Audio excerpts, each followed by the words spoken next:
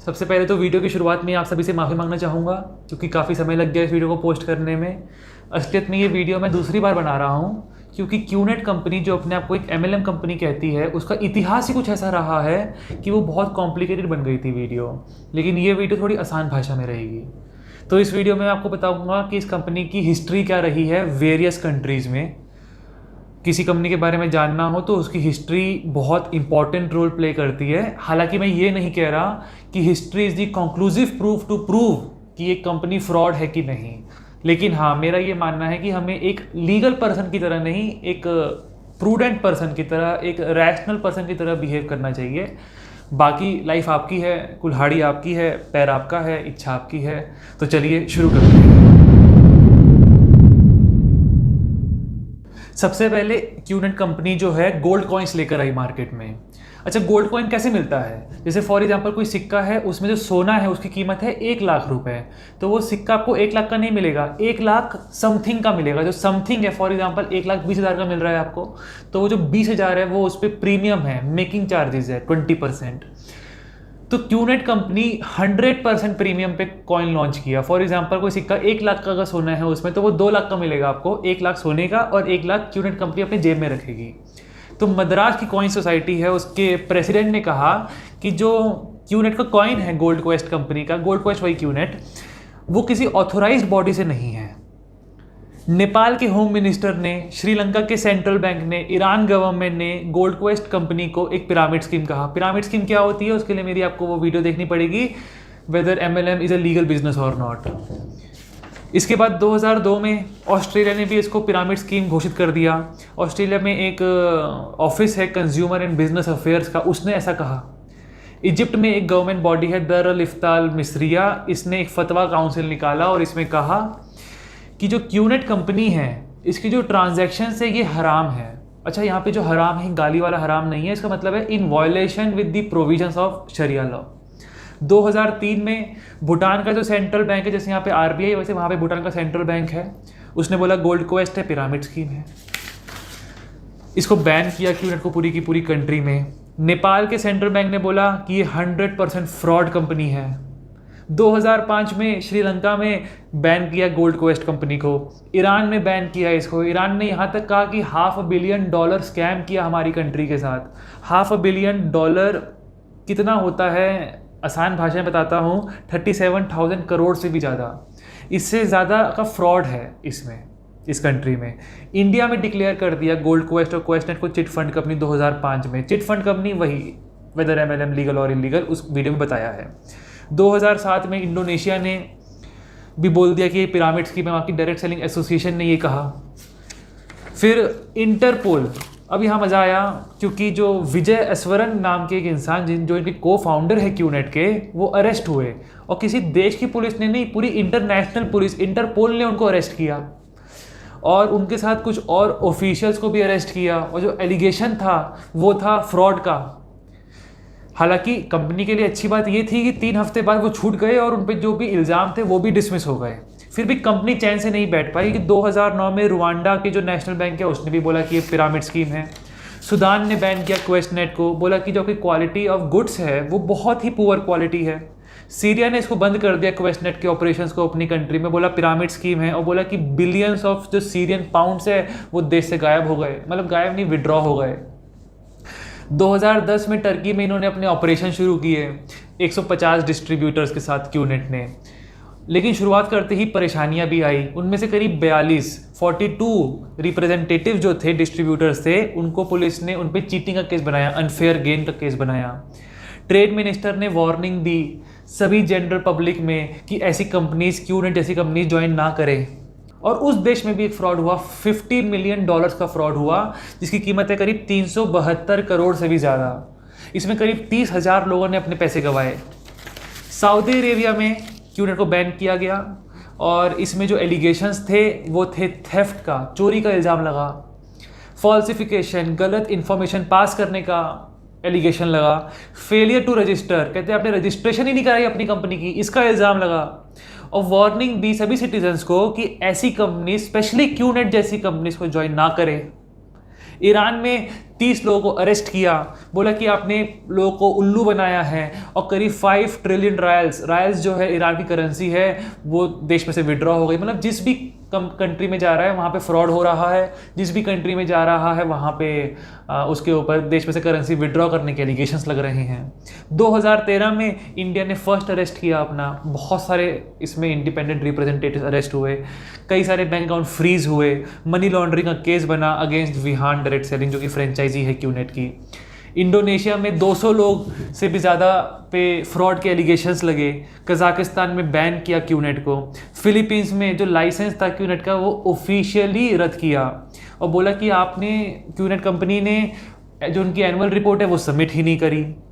India में जो managing director है क्यूनेट के पुष्पम अप्पला नायडू, उनके ऊपर 21 केस रजिस्टर हुए चीटिंग के, उसमें वो अरेस्ट हुए।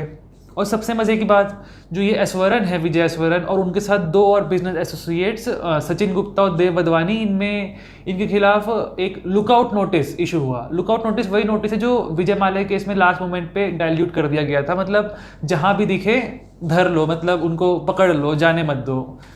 ये नोटिस निकाला गया उनके खिलाफ। क्यूनेट का जो बैंगलोर ऑफिस है उसको बंद किया गया। और ऐसी कंपनीज में क्या होता है मैं आपको बताता हूँ, प्रोडक्ट जो होते हैं उनमें दम तो होता नहीं है, दिखते नहीं है, तो ऐसी कंपनीज मोटिवेशनल स्पीकर्स जो है वो हायर करती है, जिससे कि जो उनके रिप्रेजेंटेटिव्स है उसमें वो इंजेक्शन लगा पाए और कुछ ना कुछ सामान और बिक जाए। तो ऐसे ही यहाँ पे मोटिवेशनल स्पीकर थे जो क्यूनेट में लोगों को अट्रैक्ट कर रहे थे, वो भी अरेस्ट हो गए। अच्छा, ये मेरा भी इन पर्सनल ये एक एक्सपीरियंस रहा है। मैं भी एक कंपनी में गया था देखने के लिए कि कैसे काम हो रहा है यहाँ पे। तो वहाँ पे भी एक मोटिवेशनल स्पीकर आए थे, उनकी मैथमेटिक्स सुनिएगा। उन्होंने बोला कि मैंने 10,000 रुपये लगा के 20 करोड़ रुपए कमाए इस बिज़नेस में, और उन्होंने 20 करोड़ रुपए बोर्ड पे लिख दिया। उन्होंने बोला कि आप इतने नहीं कमा पाओगे, आप ये कह रहे हो, आप कितने नालायक हो, इसके आधे कमा लोगे 10 करोड़, उसके आधे 5, उसके आधे 2.5, उसके आधे इतने इतने इतने करके बोर्ड के नीचे एक राउंड ऑफ फिगर लिखी 10 लाख रुपए। कहता अगर आप इतने ही नालायक हो उसके बावजूद भी 10,000 रुपये लगा के आप 10 लाख कमा लोगे, और इतने नालायक समझ ही क्यों रहे हो अपने आप को? If I can do you can do. तो ये मैथमेटिक्स दिखाई उन्होंने, क्योंकि असली मैथमेटिक्स थोड़ी कड़वी है। चेन जितनी नीचे होगी मैथमेटिकली उतना मुश्किल होगा पैसे कमाना। तो अब यहाँ पे खैर एनी हाउ टॉपिक पे आते हैं। कैफ़े कॉफ़ी डे में इनकी मीटिंग्स होती थी, तो मुंबई के इकोनॉमिक विंग ने कैफ़े कॉफ़ी डे को एक नोटिस दिया कि क्यूनेट का कोई भी मेंबर कैफ़े कॉफ़ी डे में घुसना नहीं चाहिए, कोई भी मीटिंग्स होल्ड नहीं होनी चाहिए सीसीडी में क्यूनेट से रिलेटेड। और क्यूनेट को भी एक उस पर भी एफआईआर किया क्यूनेट पे, और कहा कि आप कोई भी वर्कशॉप्स, कोई भी मीटिंग्स, ट्रेनिंग सेशंस नहीं कर सकते। 2016 में इंडिया में मुंबई पुलिस ने 3 साल की इन्वेस्टिगेशन करी और उसके बाद एक चार्जशीट फाइल करी। चार्जशीट किसके खिलाफ करी थी? विहान के डायरेक्टर्स और शेयर होल्डर्स के। अब जो ये चार्जशीट थी, ये क्या होता है? ये कुछ नहीं होता, मतलब जैसे आपने इन्वेस्टिगेशन करी, आपने क्या किया उसको कागज़ पे लिखो, तो वो जो कागज़ का बंडल है वही चार्जशीट है। इसमें कितने बंडल थे, कितने कागज़ थे? 55,000 पेजेस कंपाइल थे एक चार्जशीट में। और यहाँ पे जो फेडरेशन थी डायरेक्ट सेलिंग एसोसिएशन की, उसमें जो विहान की एप्लीकेशन थी उसको रिजेक्ट किया। कहा कि आपके देखिए 2 बिजनेस है विहान के, एक तो है डायरेक्ट सेलिंग बिजनेस और एक है रिक्रूटमेंट बिजनेस, बंदे लाओ खींच खींच के। तो कहते हैं जो आप रिक्रूटमेंट बिजनेस है उससे तो आपकी इनकम बहुत ज़्यादा है और दूसरे से कम है, आपका सारा फोकस उसके अंदर है। ये भी एक बहुत बड़ा सबूत है, क्योंकि इसका सामान बिकना इतना मुश्किल है कि सिर्फ रिक्रूटमेंट से ही आ रहा है, तो कभी ना कभी तो चेन खत्म होगी ही, तो बहुत मुश्किल है पैसे कमाना। अच्छा, जो मैं एग्जांपल्स दे रहा हूँ, अच्छा इससे पहले अगर आपको वीडियो अच्छी लग रही है तो वीडियो को लाइक करिए, चैनल को सब्सक्राइब करिए और शेयर करिए सभी के साथ वीडियो के बाद। अब इसमें मैं आपको जो एग्जांपल्स दे रहा हूँ ये कुछ ही एग्जांपल्स है, इसके अलावा बहुत सारे एग्जांपल्स हैं। जैसे कि अब बाकू में 2 एम्प्लॉयज़ को 8 साल तक की सज़ा हो गई।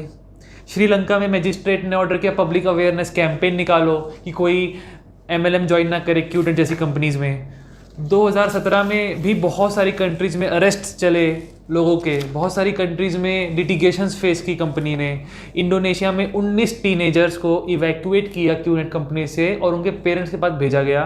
वो कुछ ऊट पटांग से सामान बेच रहे थे पब्लिक में, जैसे कोई चक्र बेच रहे थे, कितने का? 80 लाख का। तो अब इंडिया में महाराष्ट्र कोर्ट ने बोला क्यूनेट के जो ऑपरेशन है वो इलीगल इन नेचर है।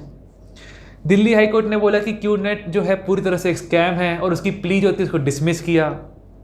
मार्च में 47 इंडिपेंडेंट रिप्रेजेंट कुछ नहीं है, जो उसके कस्टमर्स हैं उसी को, वो जो उसकी किट्स खरीद रहे हैं उसी को वो आईआर कह रहा है, इंडिपेंडेंट रिप्रेजेंटेटिव। तो 47 आईआर जो है उनको अरेस्ट किया, उनके बैंक अकाउंट को फ्रीज किया। अप्रैल में ईडी एनफोर्समेंट डायरेक्टरेट ने 150 करोड़ की प्रॉपर्टी सीज करी क्यूनेट की। मई में एक मुंबई इकोनॉमिक ऑफेंस विंग का एक नया यूनिट बनाया गया, किस लिए, जो कंपनसेट करने के लिए जो पुराने इन्वेस्टर्स थे क्यूनेट को, उनको। और बहुत से आईआर्स और अरेस्ट हुए various parts of various countries. तो अगर मैं सब बता नहीं पाऊंगा इस वीडियो में, क्योंकि वरना ये 3 घंटे का लेक्चर वीडियो हो जाएगी। श्रीलंका में ऑर्डर किया गया क्यूनेट के जितने भी ऑपरेशन हैं उनको बंद करने के लिए। 2018 में बहुत सारे अरेस्ट हुए, फिर से लिटिगेशंस फेस करी है बहुत सारी कंट्रीज़ में। मैं कितने एग्जांपल दूं, यूरोप में, लेबनान में, इंडोनेशिया में, Saudi Arabia, New Guinea, Ivory Coast, Kazakhstan, Georgia और बहुत सारी कंट्रीज़ में लिटिगेशंस और अरेस्ट हुए। 2019 में कुछ सुसाइड केसेस सामने आए इंडिया में, जैसे नवी मुंबई में एक सॉफ्टवेयर इंजीनियर ने सुसाइड किया, 2.5 लाख रुपए इन्वेस्ट किए थे उसने क्यूनेट में, ऐसा उसके दोस्तों ने क्लेम किया। चेन्नई में एक आदमी ने सुसाइड किया, 8 लाख रुपए इन्वेस्ट किए थे उसने, और कज़न ने उसको उल्लू बना के इन्वेस्ट करवा दिया। साइबराबाद में टेक्नोलॉजिकल एक्सपर्ट ने 25 लाख रुपए इन्वेस्ट किए क्यूनेट में, और एनरोल किया उन्होंने 6 लोगों को। और फैमिली का क्लेम था कि उस पर बहुत दबाव था और लोगों को एनरोल करने का, इसलिए उसने सुसाइड कमिट कर ली उस प्रेशर में। और इसलिए पुलिस ने एक चिट्ठी लिखी क्यूनेट के खिलाफ बहुत सारी बॉडीज़ को हमारे देश की, जैसे RBI, ED, IT department, SFIO serious fraud investigation office, registrar of companies, इन सब में क्यूनेट के खिलाफ एक चिट्ठी लिखी। मिनिस्ट्री ऑफ कॉरपोरेट अफेयर, जो कि हमारे देश भारत सरकार की मिनिस्ट्री है, उसने लुकआउट नोटिस निकाला फिर से 12 डायरेक्टर्स के खिलाफ क्यूनेट के। और ये आज तक स्टोरी चल ही रही हैं, इसमें कोई फुल स्टॉप नहीं है, लिटिगेशन आज तक फेस हो ही रहे हैं।